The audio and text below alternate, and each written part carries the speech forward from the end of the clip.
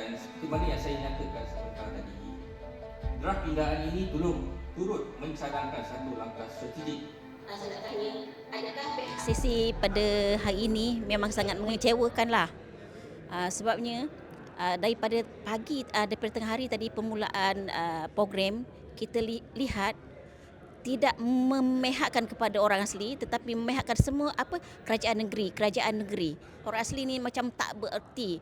Sepatutnya kalau macam Jakwa lah, kalau betul-betul dia telus bersama dengan orang asli, sepatutnya sebelum kerangka yang nak dibuat ni, dia harus wajib bersama dengan NGO, bersama dengan orang asli seperti Batin satu tempat, kita berbincang dahulu sebelum membuat kerangka supaya taklah macam hari ni sangat mengecewakan. Akan mengumpulkan sebanyak 5 soalan, kemudiannya akan dijawab oleh panel.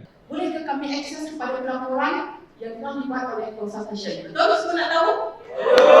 Terima kasih. Apa masa ni kita tak akan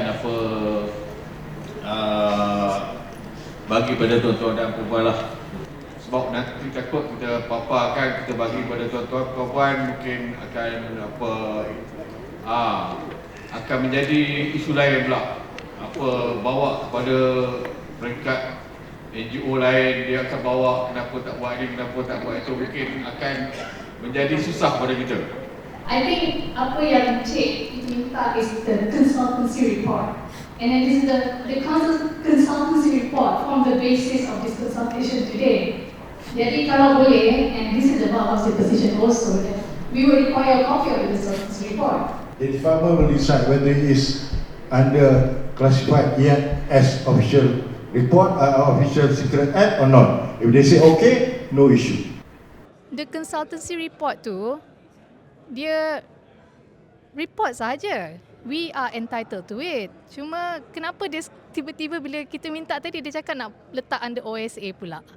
So kalau dia cakap pasal pindaan kepada akta tu, dia cakap pada masa ini adalah terletak di bawah OSA. Saya setuju, memang itu proses sebelum you pindah akta. Tapi the consultancy report tu, that should be accessed by all the stakeholder.